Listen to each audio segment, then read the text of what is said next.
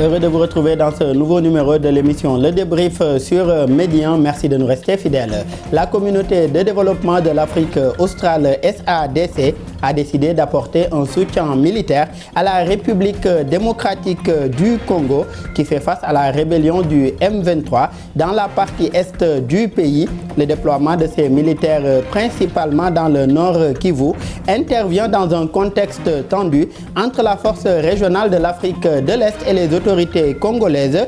Qu'est-ce qui justifie les tensions entre la force de l'Afrique de l'Est et la RDC? Quel impact de l'intervention de cette force de l'Afrique australe dans cette partie est du Congo? Le développement en première partie d'émission. Et puis en seconde partie du débrief, nous irons au Cameroun où 18 combattants séparatistes ont déposé les armes à Bunemba au sud-ouest du pays. Un signe encourageant pour la paix et la stabilité dans la région. Il reste aux autorités camerounaises à relever les défis de désarmement, de démobilisation et de réintégration. Toutefois, une solution est loin d'être trouvée dans cette crise qui sévit dans cette partie du Cameroun. Malgré les appels au dialogue, des enlèvements et assassinats se poursuivent également dans ces régions anglophones. Quelles conséquences de la rébellion séparatiste au Cameroun? Quelle issue à la poursuite du dialogue avec les séparatistes? Le développement en seconde et dernière partie d'émission. Sur ce plateau, pour en parler avec nos invités, Monsieur Bamba Soleil Baba, vous êtes journaliste, également responsable du journal en ligne Top Kilo News. Merci d'être là avec nous. Merci beaucoup, merci pour l'invitation et merci pour les téléspectateurs des Midi 1. Merci à vous également d'avoir bien voulu répondre présent à notre invitation. En face de vous, vous avez M. Mamadou Thior, journaliste, analyste politique. Merci également M. Thior de vous avoir avec nous. Merci beaucoup de l'invitation, Daouda. Ravi toujours d'être sur vos antennes et je salue vos téléspectateurs. Un plaisir toujours partagé. D'ailleurs, je reste avec vous. Que pensez-vous déjà de cette décision des pays de la SADC, c'est-à-dire la communauté des États de l'Afrique australe, de déployer aujourd'hui une force régionale à l'est de la RDC? Oui, ça montre d'emblée que les autorités à Kinshasa ne sont pas satisfaites de l'EAC, l'East African Community, qui a déployé des troupes, notamment des troupes burundaises et kenyanes et autres. Mais qu'est-ce qu'on peut reprocher à ces troupes-là? Parce qu'il faut dire que si le mandat des troupes de l'EAC, c'est de s'interposer et ne pas faire la guerre, on ne peut rien leur reprocher. Mais le problème fondamental, il faut d'abord qu'à Kinshasa, on balaye devant sa porte. Parce qu'aujourd'hui, cette rébellion du M23 qui a repris des forces à l'est du pays, c'est dû à quoi? Parce qu'en face, l'armée congolaise n'a pas les moyens de faire face. Et ça pose le problème de la promesse électorale du président Tshisekedi, quand même de réformer cette armée-là pour pouvoir faire la guerre. Parce que qui mieux que les forces armées congolaises pour aller faire la guerre, pour protéger l'intégrité du territoire. Mais est-ce que le contexte y prêtait aussi avec tous les défis en tout cas qu'il a eu en face de lui depuis son élection? Est-ce que le contexte y prêtait aujourd'hui pour s'aventurer dans cette réforme de l'armée, surtout au vu de la situation à l'Est? Mais bien sûr, parce qu'à l'Est, ça a toujours été une poudrière, avec un peu les immenses ressources du sol. C'est ce qui était même une urgence. Vraiment faire en sorte, il y a beaucoup d'autres urgences, faire en sorte de donner à l'armée les moyens d'aller faire la guerre. Parce que, bon, on soupçonne, à juste raison d'ailleurs, le voisin surtout rwandais, Paul Kagame, et quelque part aussi Yoweri Museveni de l'Ouganda, d'être derrière cette rébellion-là. On sait que pour le Rwanda, quand même, l'ONU a conclu dans une enquête que c'est vrai, ils sont derrière. Donc, si vous connaissez un peu le mal, il faut se donner les moyens de faire face.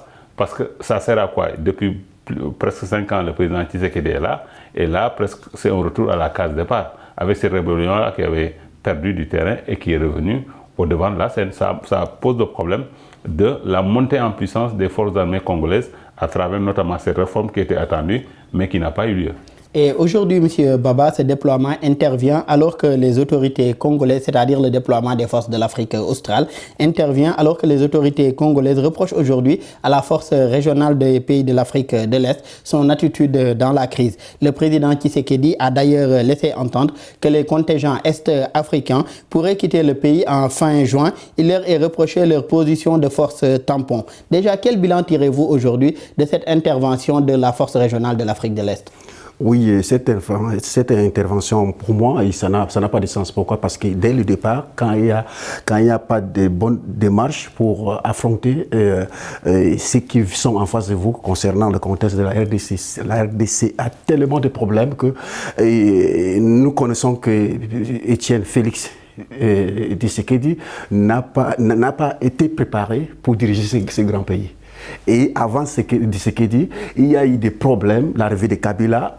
Donc ça a fait en sorte qu'il y a eu des problèmes à l'est de Goma, Kivu, Nord Kivu, Sud Kivu. Il y a plein de richesses, comme il a dit tantôt. Mais pour revenir à votre question, c'est qu'aujourd'hui, on ne peut pas compter sur quelqu'un d'autre pour être en vie. On ne sous-traite pas sa sécurité en quelque sorte. Et en quelque sorte. Donc ce qui fait que la RDC aujourd'hui a tellement de problèmes à tel point que l'armée même est divisée en plusieurs parties. Vous connaissez seulement M23, mais il y a d'autres rébellions qui sont là. Parce que là-bas, il y a un système d'où quand M23 va disparaître, il y a une autre rébellion qui va surgir. Et c'est comme ça. Donc c'est pour dire que Étienne Tshisekedi, il ne sait pas où va arriver pour résoudre les problèmes des Congolais. Et il est dans l'impasse. C'est pour cela qu'il réagit déjà comme ça, parce que c'est très rare de trouver un président en Afrique qui commence à réagir comme ça, comme il a réagi. Mais aujourd'hui également, cette force des pays de l'Afrique de l'Est avait une mission bien définie également, surtout éviter, en tout cas, freiner cette progression du M23 qu'il y avait. Mais le constat, en tout cas, des autorités congolaises, c'est qu'au lieu aujourd'hui de ralentir, ces forces du M23, ou bien ces groupes rebelles, comme ils les appellent, du M23, ne cessent d'avancer et de gagner du terrain. Et aujourd'hui, cette force de l'Afrique de l'Est est en quelque sorte une force d'interposition entre les deux groupes aujourd'hui que sont les forces armées congolaises et également les rebelles du M23. Oui, effectivement, parce que c'est une mission, vous arrivez quelque part. Moi j'ai vu aussi, c'est Jeff, le général, a été démissionné. Il a été démissionné. Posez-vous des questions, pourquoi il a été démissionné et pourquoi aussi le Kenya nomme. Et une démission également que le président Tshisekedi n'a pas appréciée, puisque les problèmes que le général a soulevés, le président Tshisekedi a fait savoir qu'il ne leur en a pas parlé au préalable avant aujourd'hui cette démission. Et voilà, donc c'est pour vous dire que tant que le chef de l'État de la RDC, comme tous les présidents africains, tant qu'ils ne vont pas prendre les responsables en main, rien n'ira jamais en Afrique. Donc ce qui fait qu'aujourd'hui, Étienne Tshisekedi compte sur les autres nations pour régler son problème en RDC. Ça ne peut pas aller, c'est inadmissible et ça n'a jamais été, même au temps de Mobutu, ça n'a pas eu à réussir. Donc aujourd'hui, là où nous sommes là, Étienne Tshisekedi, il est dans la débandade. Mais aujourd'hui, on est dans une certaine globalisation également. Il y a certaines menaces aujourd'hui, même si c'est d'ordre sécuritaire. Un État à lui tout seul aujourd'hui ne peut pas faire face à certaines menaces. C'est comme aujourd'hui la menace terroriste. Déjà, un président comme le président Tshisekedi aujourd'hui qualifie même le groupe du M23 de groupe terroriste. Et sachant aujourd'hui que le terrorisme, c'est une menace assez asymétrique, une seule armée ou bien un seul groupe ne peut pas y faire face. D'autant plus que c'est des problèmes qui peuvent évoluer d'une frontière à l'autre. Donc on a besoin également de l'implication des différents partenaires pour pouvoir s'en sortir. Et ça, c'était juste une contribution par rapport à ce que vous venez de développer tout à l'heure. Et M. Mamadou Thior, pour le président congolais, dans certaines localités, il y a une cohabitation observée entre le contingent de l'EACRF et les rebelles du M23, ce qui n'était pas prévu dans le programme. Ce sont bien les propos du président Tshisekedi. Il a aussi évoqué des déclarations des officiels militaires de cette force de l'Afrique de l'Est qui aussitôt arrivé en République démocratique du Congo avait clairement dit qu'il ne venait pas combattre au sein de la il ne venait pas combattre aujourd'hui le M23. Ce qu'en tout cas le président n'a pas apprécié. S'y ajoute également la démission du général, comme vous l'avez rappelé tout à l'heure. Selon vous, la mission assignée à cette force a-t-elle été remplie? Non, en réalité, qui veut noyer son chien l'accusera, c'est ce que Tshisekedi est en train de faire. Et comme l'a dit mon ami Baba, ça traduit un peu l'amateurisme qu'on a noté depuis 2001, à la mort de Kabila père, quand son fils l'a remplacé dans les conditions que nous savons, Kabila fils, jusqu'à son départ, et comment Tshisekedi a été élu comme président de la République. Donc, quelque part, comme il l'a dit, ils ne sont pas préparés à gouverner ce grand pays. Et le problème, c'est que c'est le mandat de l'EAC. Il ne faut pas accuser l'EAC de collaborer. Si c'est un mandat d'interposition, mais ce n'est pas pour faire la guerre. S'ils peuvent avoir une autre approche avec les rebelles du M23, pour les amener à aller vers la paix, mais pourquoi pas? Les autorités congolaises aujourd'hui parlent d'un mandat offensif. Oui, mais le mandat offensif, encore faudrait-il qu'ils aient reçu ce mandat. Si les forces de l'AC avaient reçu ce mandat-là dès le départ, un militaire, c'est un militaire. Donc, il reçoit des ordres. Si on lui dit, c'est pour un mandat pour aller faire la guerre, vous lui donnez les moyens, il va faire la guerre. Mais si vous dites c'est un mandat d'interposition, mais il va pour s'interposer, pas pour faire la guerre. Les mots ont leur sens. Donc, il ne faut pas qu'on n'essaie de faire jouer à l'EAC un mandat dont il n'a pas reçu, qu'il n'a pas reçu du moins. Il faut que les autorités à Kinshasa puissent savoir raison garder. C'est bien, moi je dis que c'est bien de se rabattre sur la SADC, mais il ne faut pas mettre dehors l'EAC, parce que jusque-là, quand même, bon an, mal an, ils ont essayé de faire ce que ces militaires-là déployés par tous ces pays-là ont pu. Donc, il faut peut-être agréger les deux forces, amener les forces de SADC pour essayer de peut-être mieux peser dans la balance. Et par rapport aujourd'hui à la SADC, la décision a été prise à l'issue du sommet de Windhoek en Namibie et a pour objectif de soutenir aujourd'hui la RDC à restaurer la paix et la sécurité dans sa partie Est. Quel défi, selon vous, attend de cette force de l'Afrique australe? Mais cette force devra faire la guerre. Parce que si c'est pour venir s'interposer, comme l'a dit clairement Kabila, Tshisekedi qui n'est pas satisfait des forces de l'AAC, donc ça veut dire qu'il attend des forces de SADC de venir carrément faire la guerre pour essayer de pousser dehors la rébellion du M23. Mais ça aussi, ce n'est pas une bonne approche. Dans un conflit, tout n'est pas une question de militaire d'aller faire la guerre. Il y a une approche diplomatique qu'il faut avoir. Peut-être si les gens arrivent à nouer le dialogue avec les leaders politiques du M23, pourquoi pas? On peut faire en sorte d'aller vers une paix qui peut durer. Parce que ce que disait Baba, le problème fondamental, c'est le problème des forces armées congolaises. Les rébellions qui naissent parce qu'il y a un malaise au sein des forces armées. Et quand une rébellion meurt, il y a une autre qui naît. Ça aussi, c'est un problème fondamental et qui repose sur ce que j'avais dit au début.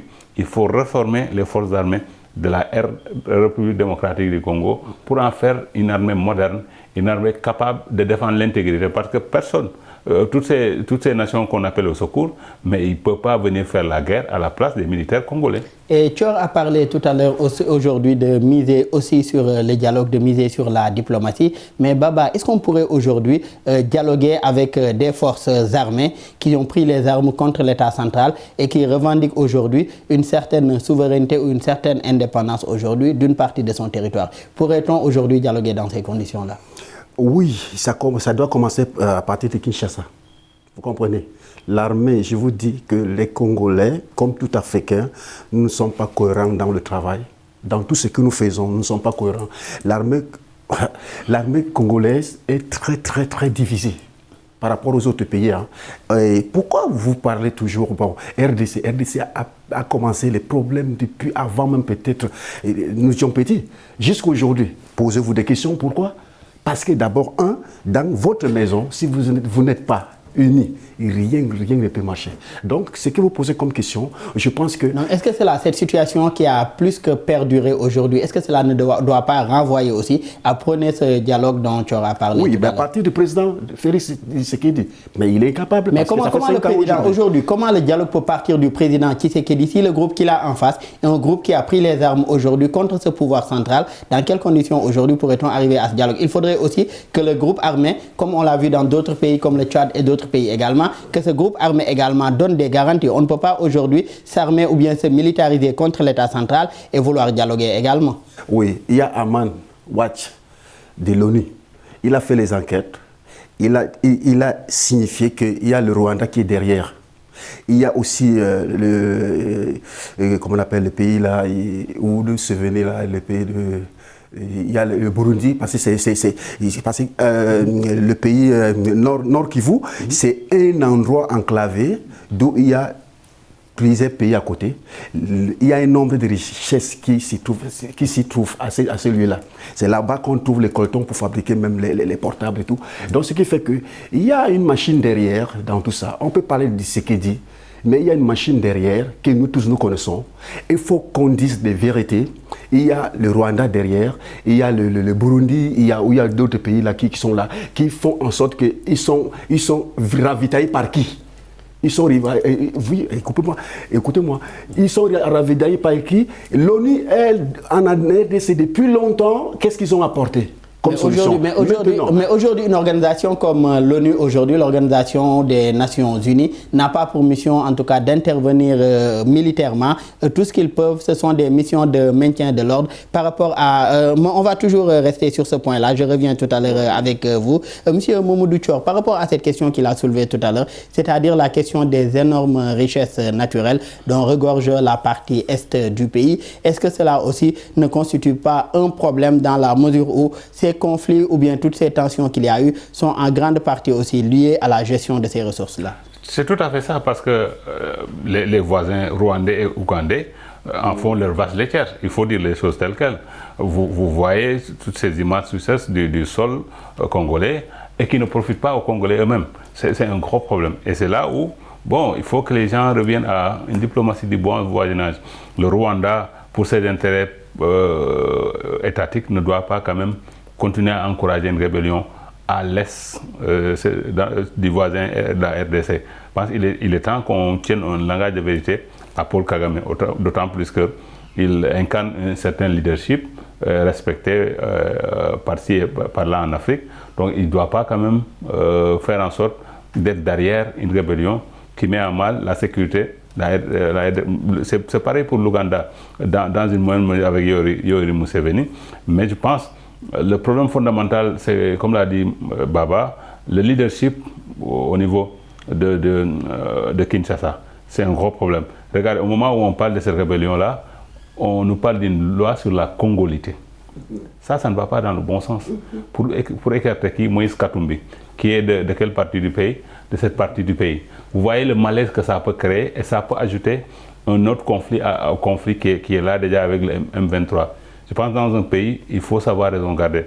Malheureusement, c'est un député qui a introduit, mais avec l'aval, quelque part... Au-delà de la militarisation, oui, créer les conditions aussi de sa stabilité à travers les institutions. C'est important, c'est important. Il ne faut pas rajouter une tension à une tension qui est déjà là et qui est déjà ambiante, parce que cette proposition de loi sur la congolité, moi je trouve que ça ne va pas dans le bon sens et ça ne fera que diviser davantage un pays qui est assez.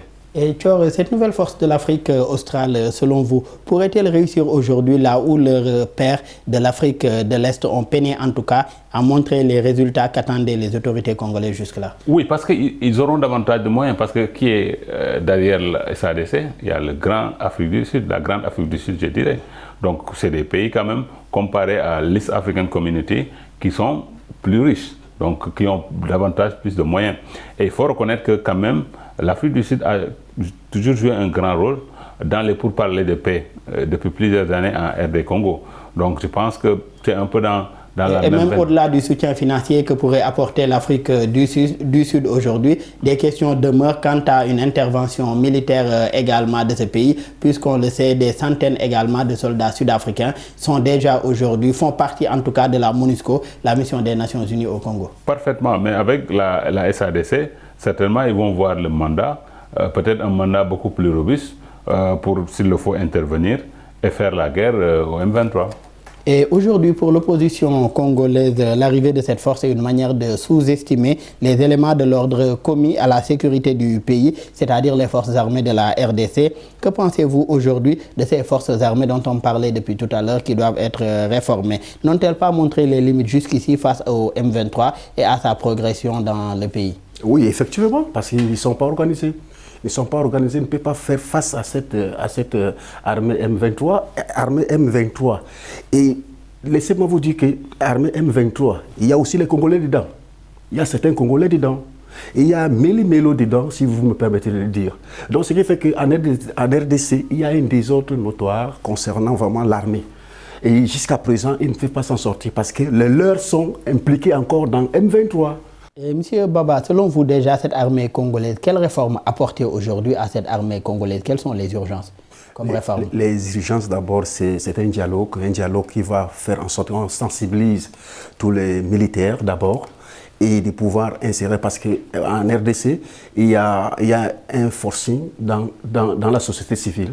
On te trouve, comme par exemple à Kishi, il y a une dame qui a perdu son mari, et c'est une anecdote, et elle dormait, et puis à Goma, parce que c'est la capitale du Nord Kivu, donc elle dormait, et en plus les M23 sont venus, ils ont forcé la porte, ils ont pris son mari en présence de son fils de 25 ans, et ils ont abattu le fils, et malheureusement son mari a été sauvé par le bon Dieu. Donc ce qui fait qu'il y a un mélo-mélo, comme je disais tout à l'heure, dans l'armée congolaise, parce que les gens peuvent croire que M23 ce sont les étrangers. Non, il y a les étrangers, y compris les Congolais. Donc il faut vraiment un dialogue très très très capital qui va faire en sorte qu'on sensibilise les militaires, on fait une grande sensibilisation dans toute la République démocratique du Congo, et c'est un continent, ce n'est pas une affaire d'aujourd'hui. Et donc ce qui fait qu'aujourd'hui, comme vous l'avez dit en amont, que non, un seul pays ne peut pas affronter le terrorisme, parce que oui, effectivement, surtout en RDC, c'est que nous parlons là aujourd'hui. Le pays est immensément vaste déjà. Oui, ce que nous parlons là aujourd'hui, vraiment, c'est une alerte, ce sont les pleurs, et parce qu'on a vécu ça. On a vécu en RDC, c'est un pays qui a des immenses richesses, à tel point qu'aujourd'hui, la RDC ne peut pas être laissée par les autres. Et nous connaissons la vérité. Et déjà, la situation est en train de montrer cela. D'abord, une intervention des pays de l'Afrique de l'Est. Ensuite, les pays de l'Afrique australe prêts à intervenir. Cela montre déjà l'immensité du pays, à tel point de pouvoir toucher à ces deux régions aujourd'hui de l'Afrique. Oui, effectivement. Mais je vous dis la vérité, et votre question est très, très, très capitale concernant la réforme. Je vous dis la vérité qu'en RDC, c'est un autre monde, parce que j'ai été sur le terrain. C'est un autre monde. Donc, j'ai dit ce que j'ai vu et ce que j'ai constaté. Donc, je vous dis la vérité parce qu'en Afrique, quand un coin a les problèmes, on se dit non, ça va rester chez eux. Non, ça va envahir toute l'Afrique. Vous comprenez? On parlait du terrorisme. Et voilà aujourd'hui. Il y a les terroristes de Burkina et tout. Donc, pour ne pas sortir du sujet, d'ailleurs, la menace terroriste, voilà. Pour donc, rester sur ce point, a progressé d'une région de l'Afrique à une autre. Donc, la réforme est très, très capitale, comme M. Thior disait tout à l'heure, que tant que les Congolais sont divisés, ils sont divisés, hein, je vous dis la vérité, j'y pèse mes mots, ils sont divisés, et l'armée. Et maintenant, comment se fait-il qu'une armée pareille peut sauver son pays? C'est inadmissible. Donc, urgence à réformer aujourd'hui l'armée congolaise, mais également retourner aujourd'hui à l'unité de cette nation-là. Thior, est-ce qu'il y a aujourd'hui urgence aussi à revoir également la mission ou bien les missions aujourd'hui de la MONUSCO, puisque même dans le pays, beaucoup en tout cas de Congolais ou des acteurs de la société civile n'apprécient pas ou bien ne sont pas du tout pour la mission actuelle. Certains même décrivent aujourd'hui la position de ces éléments de la MONUSCO. Aujourd'hui, est-ce qu'il y a lieu aussi de revoir la mission aujourd'hui des Nations Unies en RDC? Tout est dans la mission, comme vous venez de le dire, parce que cette mission-là, quand même, la MONUSCO a duré. Et beaucoup de Congolais sont frustrés du fait que, bon, les forces onusiennes sont là pendant qu'on les massacre. Donc, mais ça dépend que du secrétaire général des Nations Unies et des autres pays, surtout du Conseil de sécurité, de décider de changer le mandat de la MONUSCO. Si le mandat change pour en faire des soldats pour aller faire la guerre, mais c'est très rare quand même que les forces onusiennes viennent pour faire la guerre, ils viennent pour s'interposer, parce que l'ONU, c'est quand même une organisation qui promeut la paix, pas qui promeut la guerre, loin de là. Ça aussi, il faut que les gens puissent se mettre ça en tête. Le problème fondamental, on revient là-dessus. Un pays, il est défendu par ses forces armées. Et l'état actuel des forces armées congolaises laisse à désirer, d'où l'urgence de vraiment d'aller vers cette réforme qui est nécessaire et qui est la priorité des priorités. Et une fois cette réforme faite, aller vers la montée en puissance. Parce qu'une armée, elle est appelée à monter en puissance pour vraiment protéger l'intégrité territoriale du pays. Et Thior, la mission des soldats de l'EAC n'étant pas aussi de combattre le M23, mais d'être une force neutre, vous l'avez rappelé tout à l'heure, chargée d'occuper des positions remises par le M23 après le retrait. Le retrait du M23 également se fait toujours attendre. On espérait qu'avec cette mission de l'EAC aujourd'hui, au moins, ces forces du M23 en tout cas allaient reculer, mais ils gagnent de plus en plus du terrain. Déjà, vous concernant, que pensez-vous aujourd'hui de cette crise? Pourquoi elle peine toujours en tout cas à être résolue? Pourquoi aujourd'hui des solutions peinent à être trouvées par rapport à cette question qui se passe à l'est du pays, surtout avec la rébellion du M23 qui tantôt est vaincue aujourd'hui par le pouvoir central, des années plus tard revient un peu plus en force et tout? Parce que la crise, elle est multiforme, mais fondamentalement, ce qu'on a évoqué un peu plus haut, les ressources, les immenses ressources qui se trouvent dans cette partie du pays. Ça existe des appétits, il ne faut pas se voiler la face. Et comme il l'a dit, il y a des Congolais au sein de cette rébellion-là. Il y a certes pas mal de nationalités étrangères, surtout les deux terribles voisins, ougandais et rwandais. Et je pense que tant qu'on ne fera pas en sorte de sécuriser un peu ces immenses ressources en termes d'exploitation, parce que même quand il y a une accalmie avec cette rébellion-là, ces ressources-là profitent très peu aux Congolais. Et ça aussi, c'est un problème fondamental. On ne peut pas s'asseoir sur des mines d'or et vivre dans la précarité. Faire davantage profiter les Congolais des ressources naturelles qui se trouvent dans la partie est du pays, une meilleure répartition en tout cas de ces ressources-là et une meilleure gouvernance, une meilleure équité territoriale. C'est également ce que demandent aujourd'hui les séparatistes des régions anglophones du Cameroun. Ce sera la thématique en seconde partie d'émission. De retour pour la seconde et dernière partie du débrief sur Médien. Monsieur Bamba Soleil Baba, dites-nous, quelle lecture faites-vous déjà de cette crise qui sévit dans les régions anglophones du Cameroun? Je rappelle que vous êtes journaliste camerounais. Bon, tout ce que je dirais d'abord, c'est que le Cameroun, depuis l'indépendance, depuis la colonisation, le Cameroun a eu un piège depuis la colonisation qu'on appelle les langues internationales. Au Cameroun, il n'y a pas de langue nationale. Voilà le problème au Cameroun.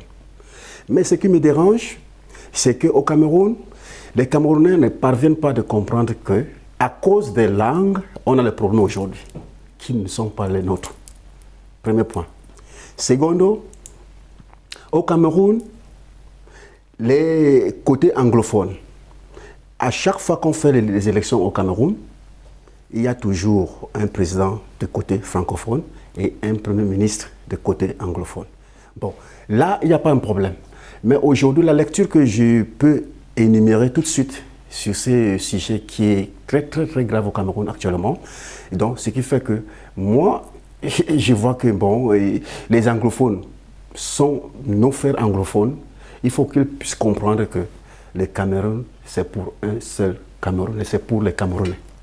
C'est pour les Camerounais. Parce que quand ils disent qu'à travers une langue qui ne sont pas leur langue, ils commencent à proposer qu'ils sont les Anglais, les Français. Moi, personnellement, je dis que c'est un faux problème au Cameroun. Il n'y a pas la guerre au Cameroun. Ce sont on revendique.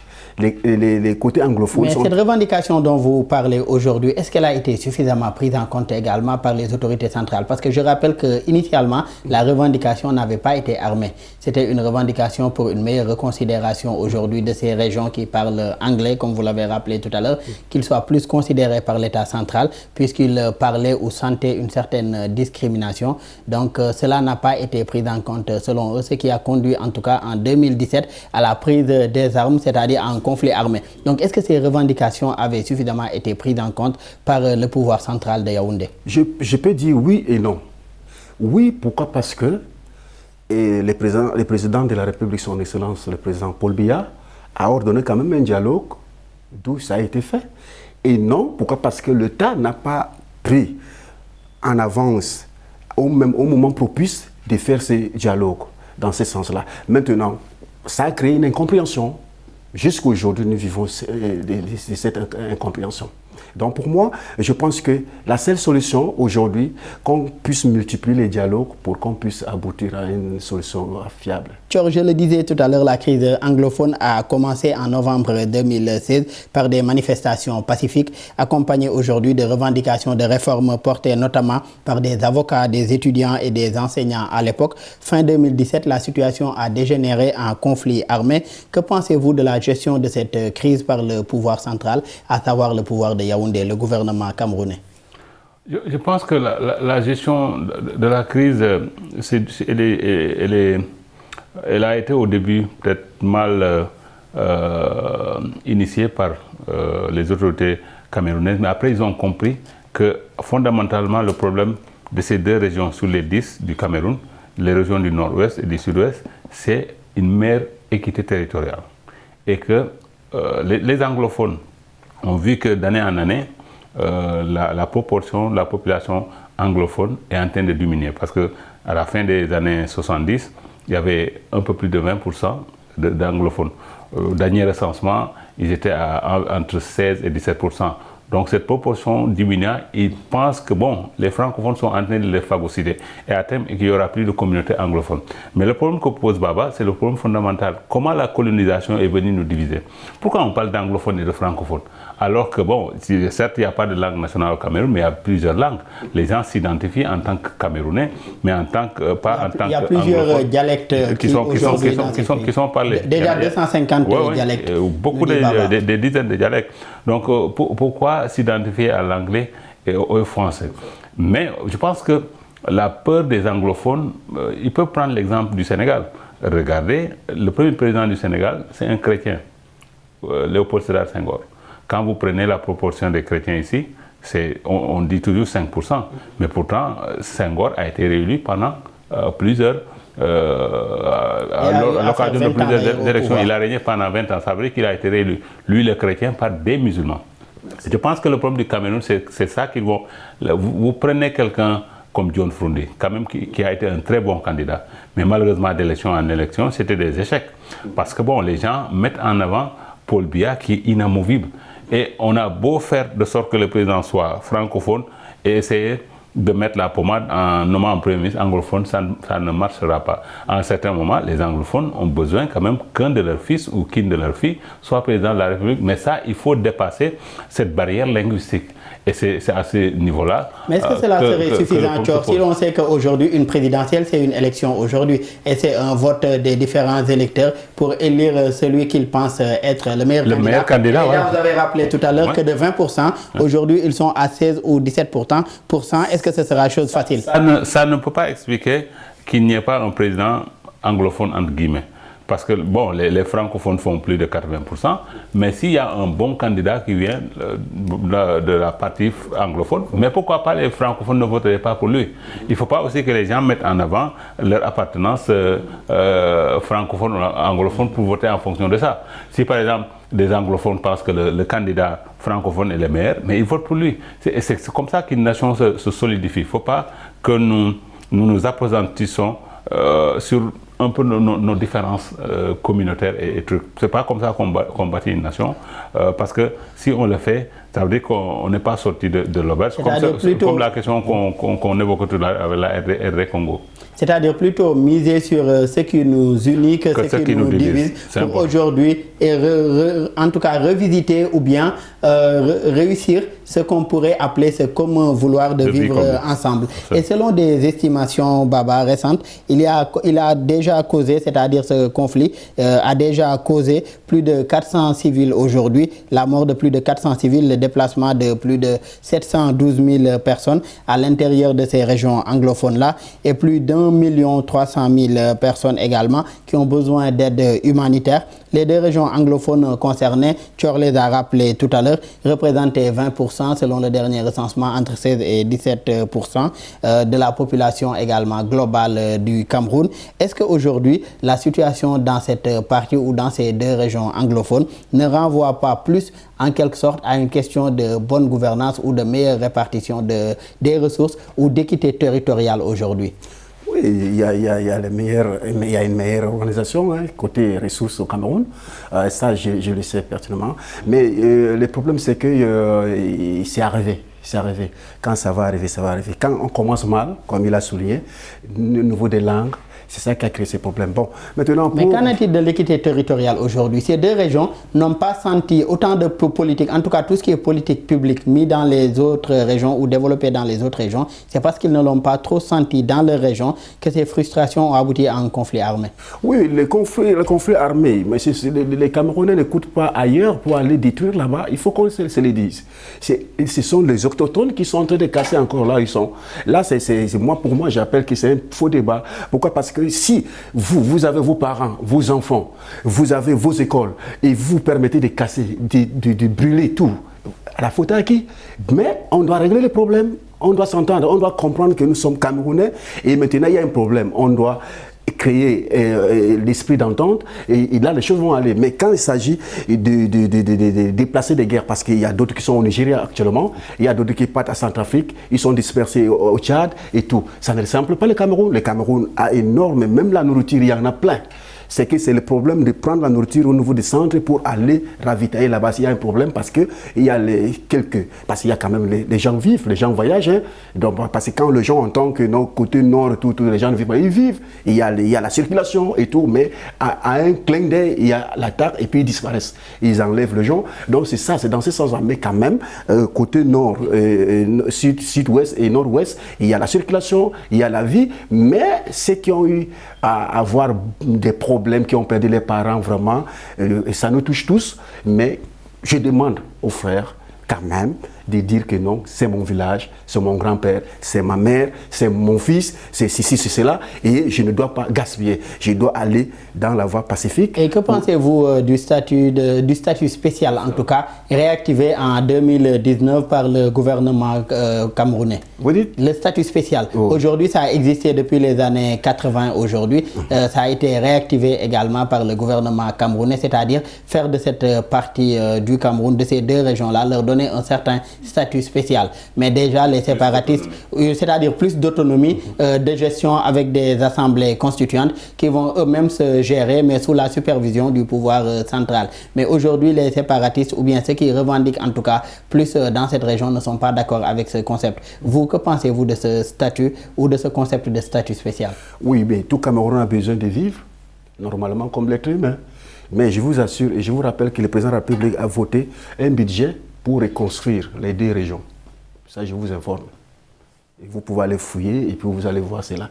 Donc, ce qui fait que le président de la République a les soucis. Même nous qui sommes à l'extérieur, tout Camerounais ne veut pas voir son frère en train de souffrir. Donc, il y a un budget qui a été voté pour reconstruire vraiment, apporter un grand souffle de ces deux grandes régions de Cameroun.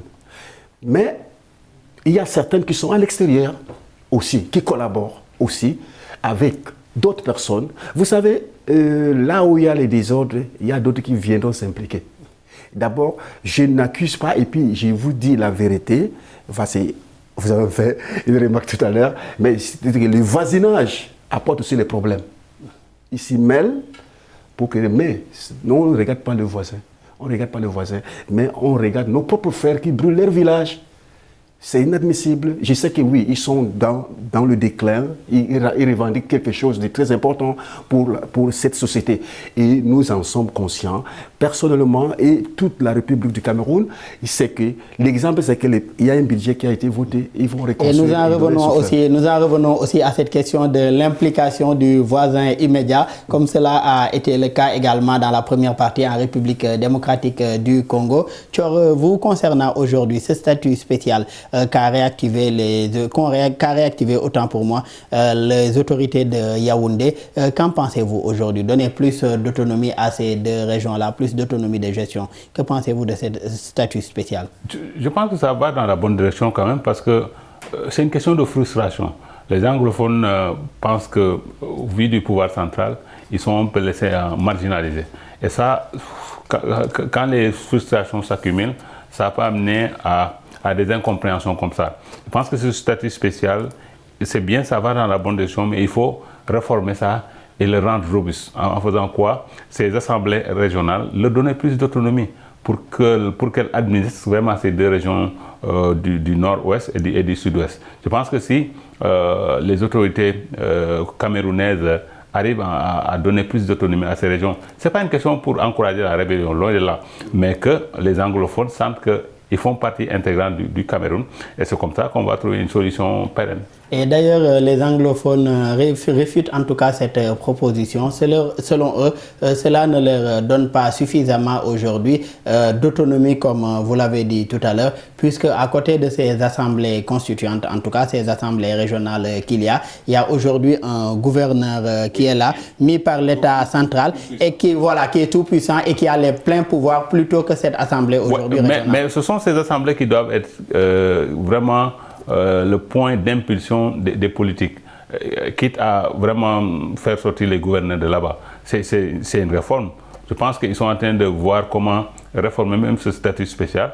Et c'est pour aller vers vraiment faire de sorte que ces assemblées-là administrent comme il se doit ces deux régions. Je pense qu'il ne faudra pas mettre des assemblées régionales et continuer à amener des gouverneurs qui vont être des demi-dieux sur ces assemblées, alors que l'assemblée, c'est la collégialité. Donc, comme c'est des assemblées comme on en trouve même au plan national, je pense que c'est la meilleure formule pour que cette diversité, même au plan local, les gens puissent se sentir concernés. Et Thior, dans la crise que traverse depuis plusieurs années cette partie du Cameroun, des églises sont mises à sac, tandis que des prêtres également sont ciblés par des enlèvements, et même des journalistes et autres acteurs de la société civile. Face à cette situation, ces prêtres, par exemple, comptent s'engager, en tout cas sans prendre parti, c'est-à-dire s'engager pour un retour de la paix et de la stabilité dans cette partie du Cameroun. Selon vous, quel rôle pourraient jouer ces religieux et autres acteurs de la société civile dans cette crise? Un grand rôle, parce que vous savez, dans beaucoup d'autres pays, on parlait de la RD Congo, on voit le rôle que l'Église ne jouera pas. Donc c'est vraiment des sages, et avec l'implication de la société civile, je pense que même c'est le meilleur moyen de trouver une solution qui va satisfaire tout le monde. Il faut impliquer, malgré le fait que c'est des victimes collatérales de ce conflit-là, mais comme l'Église a eu la hauteur de s'impliquer pour trouver la paix, parce que la guerre n'arrange personne, comme le disait Baba, c'est entre frères et sœurs, les gens sont en train de s'entretuer, alors que ça ne doit pas se passer comme ça. Donc il faut revenir à la raison, se parler, dialoguer, et essayer de trouver les meilleures solutions qui font avancer ce pays-là, parce qu'il ne sert à rien de créer d'autres micro-États. Déjà, on souffre du fait que l'Afrique a été balkanisée. On en a fait 54 États actuellement, et le dernier État né, le Sud-Soudan, quand vous regardez, mais je dis, ça n'aurait jamais dû être créé, parce qu'on aurait pu trouver une solution avec le Grand Soudan pour que ces chrétiens du Sud puissent vivre dans ce grand pays qui est le Soudan. Mais si à chaque fois qu'on pense que la solution c'est de créer, c'est de disloquer un pays. Et de créer des micro-États. Oui, et on en revient également à cette question de la gestion de l'immensité de nos terroirs. Absolument. Et vous aviez parlé tout à l'heure, Baba, de la question du dialogue. Comment aujourd'hui poser, en tout cas, ou bien réussir ce rapport de confiance entre le pouvoir central de Yaoundé et ces séparatistes aujourd'hui des régions anglophones pour arriver à un dialogue franc et sincère afin de trouver une solution pour une sortie de crise? Oui, bon, selon l'expérience, moi j'ai constaté que tout ce que vous dites là, c'est que le chef de l'État doit faire en sorte qu'il puisse avoir un dialogue à un terrain neutre pour pouvoir, parce que si on ne fait pas un dialogue à un terrain neutre, peut-être des séparatistes... Qu'est-ce que vous entendez par un dialogue en terrain neutre? Un dialogue neutre, si je dis ça, c'est là pourquoi? Parce que j'aimerais dire que d'aller dans un... Parce que quand on dit le dialogue, on voit seulement Yaoundé. Vous voulez parler du lieu ou bien des personnes aujourd'hui qui seront les médiateurs? On a vu par exemple, pour l'exemple de la Casamance, ce qui se passe au Sénégal dans la partie sud de la Casamance. Aujourd'hui, il y a la communauté de Santé Judio qui s'est impliquée en tant que médiateur entre l'État du Sénégal et également ces groupes armés du des FNDC. Donc, est-ce que vous parlez de la même chose ou bien plutôt du lieu devant accueillir aujourd'hui ces dialogues? Je parle du lieu, d'aller là-bas, d'aller faire le dialogue là-bas, d'où on appelle toute la population. Toute la population. Donc, je peux appeler ça scène libre. Vous comprenez? Avec le chef de l'État, ça va réconforter d'abord la région et il y aura une issue pour régler ces problèmes. Mais si on dit entre 4 murs à Yaoundé, palais de congrès et tout, mon ami, ça ne va pas aller. Et on n'aimerait pas répéter les mêmes choses. Mais comment réussir? Allez-y, Thior. Il y a un problème aussi avec le président Biya, on l'aime beaucoup, mais il est temps quand même qu'il s'efface. Parce que vraiment, depuis 40 ans, plus de 40 ans au pouvoir, ça aussi à un certain moment, ça ne dope pas les énergies. Vous voyez, quand il y a alternance, il y a vraiment de l'enthousiasme. Et vraiment, on l'aime beaucoup, mais quand même, il est temps de passer la main. Ça peut même aider ce conflit-là à peut-être trouver un début de solution. Mais quand vous voyez, Paul Biya presque ne gouverne plus. Disons les choses telles quelles. C'est le Premier ministre qui fait marcher le pays. Donc ça aussi, c'est un problème de gouvernance. Il parlait de pourparlers, mais vous voyez Paul Biya aller présider des pourparlers dans les régions anglophones. Oui, ça il faut peut-être rêver. Ça aussi, le problème à ce niveau. Mais comment arriver aujourd'hui à des pourparlers, même si ce n'est pas le président Paul Biya en personne, Thior, comment arriver à ces pourparlers-là? Puisque aujourd'hui, International Crisis Group ou d'autres organisations ont toujours dit que la solution dans cette question qui se passe dans ces deux régions du Cameroun se situe plus aujourd'hui dans le dialogue, qu'il faudrait poursuivre le dialogue entre le pouvoir central et ces groupes-là. Aujourd'hui, comment arriver à cela? Il faut impliquer les fils de cette région. Je parlais de John Frundi, qui a quand même joué un rôle lors des différentes structures, qui n'a pas été ridicule loin de là. C'est des gens qui sont devenus des sages, et les autres dignes fils de cette partie du pays, et dignes filles, je pense qu'en les impliquant, on peut amener même les plus rebelles parmi eux à aller vers la table. Parce que la guerre n'arrange personne. C'est entre Camerounais, les gens ne peuvent pas continuer à s'entretuer. C'est une question de gouvernance fondamentalement. Il faut revoir la gouvernance de ces deux régions sur les 10 du Cameroun. Et si on quitte à en faire vraiment des régions réellement autonomes qui s'administrent, vraiment comme ça doit se faire, et les gens vont se sentir beaucoup plus concernés. Et par rapport à ce que vous dites, Thior, certes les contextes ne sont pas les mêmes, les régions encore moins, mais est-ce qu'il pourrait s'inspirer aujourd'hui de l'expérience éthiopienne avec ce qu'on a vu récemment entre le Tigré et le pouvoir central d'Addis Abeba? Et ce conflit-là était beaucoup plus violent. Vous avez vu le conflit au Tigré, mais c'était beaucoup plus violent. Je ne minimise pas le conflit dans les zones anglophones, mais au Tigré, et vous voyez comment ça a fini. Parce que bon, habillé à un certain moment, le Premier ministre, quand même, éthiopien, a fait preuve de sagesse.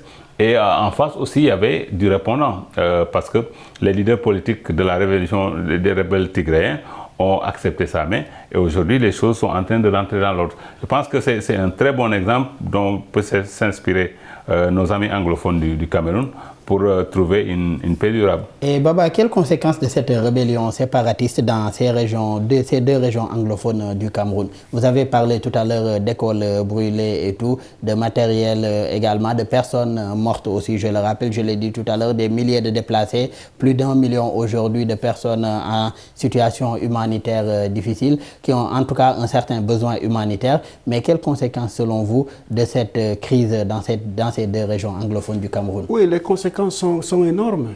D'abord, les enfants, on ne parte pas. Il y a un moment donné, les enfants ne partent pas à l'école.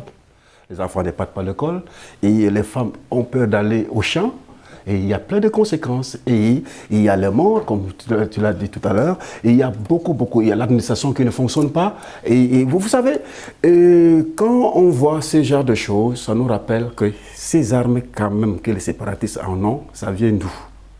Vous savez, il y a un proverbe africain qui dit, il ne faut pas chercher le couteau pour trancher, mais il faut chercher plutôt l'aiguille pour coudre.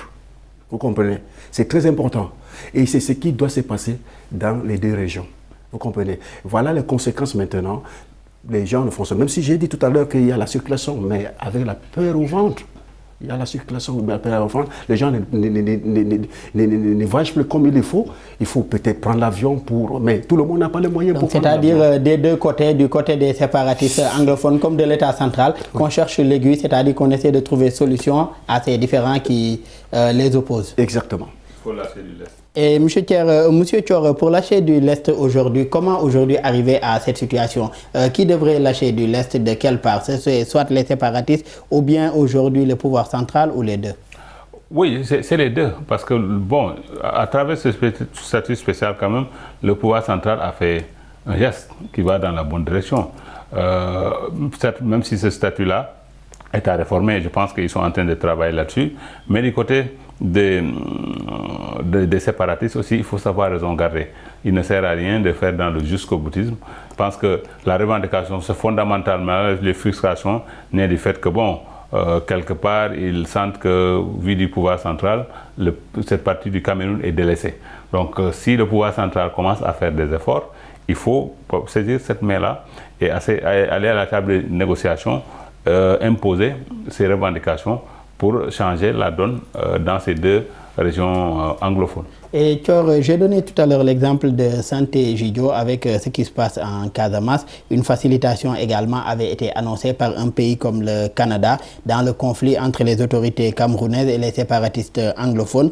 Mais ces autorités camerounaises ont vite fait aujourd'hui de démentir le Canada, précisant que le gouvernement camerounais n'avait demandé à aucun pays de servir de médiateur dans son conflit avec les séparatistes anglophones. Selon vous, pourquoi ce refus de Yaoundé d'éviter une facilitation étrangère dans cette crise qui sévit dans ces deux régions? Parce que je pense que, bon, les autorités se disent qui mieux que peut-être une initiative africaine à la limite. Mais je pense qu'en interne d'abord, les Camerounais doivent pouvoir se parler et ne pas attendre même que peut-être les voisins arrivent. Mais si tant est qu'ils n'aient pas à se parler, il faut compter sur une solution à l'africaine. Quand même, si le Canada doit initier une médiation, vous voyez, la médiation est mornée, pour amener la paix au Cameroun, c'est bien. Les pays ont des partenaires internationaux, mais je pense que ce serait quand même mal vu et malvenu. C'est pourquoi, quelque part, je comprends un peu cette réaction des autorités camerounaises. La solution peut venir, ils ont l'AAC, la communauté économique des États d'Afrique centrale, ils peuvent s'impliquer dans ce conflit-là, pourquoi pas? Parce que, bon, le Cameroun déstabilisé, ça n'arrange personne. Parce qu'il y a une certaine instabilité dans cette partie du pays avec la République centrafricaine déjà. Donc il ne faut pas en rajouter. Il faut faire en sorte, la RDC aussi, il faut faire en sorte que les choses rentrent dans l'ordre au Cameroun. Et par rapport à ce dialogue-là, Baba, dans quelles conditions est-ce que les autorités camerounaises pourraient poursuivre ce dialogue avec les séparatistes anglophones pour une sortie de crise? Non, mais c'est la compréhension. C'est juste la compréhension. Il faut que les deux parties puissent se comprendre. Donc, je ne suis pas dans le gouvernement non plus séparatiste, mais ce que nous souhaitons, c'est qu'ils puissent s'entendre. Parce qu'il y a les leaders de chaque pays et de chaque côté. Et les séparatistes, il y a ceux qui sont à l'extérieur. S'entendre, se comprendre également, mettre en avant les intérêts du Cameroun et des Camerounais pour arriver à une sortie de crise par rapport à ce qui se passe dans ces deux régions anglophones du Cameroun. Nous en sommes malheureusement à la fin de cette émission. Je rappelle que nous recevions M. Bamba Soleil Baba. Vous êtes journaliste, également responsable du journal en ligne Top Kilo News. Merci beaucoup d'avoir été avec nous. C'est votre première participation. Ça a été un plaisir de partager le plateau avec vous. Merci, c'est également. Merci également à M. Mamadou Thior. Toujours un plaisir aussi de partager le plateau avec vous, un aîné journaliste, analyste politique également. Merci d'avoir été avec vous. Merci beaucoup, Daouda. Merci également aux collègues de l'équipe technique pour les facilitations et la réalisation de cette émission. Merci à vous tous qui nous suivez. Très bonne suite de programme sur nos antennes.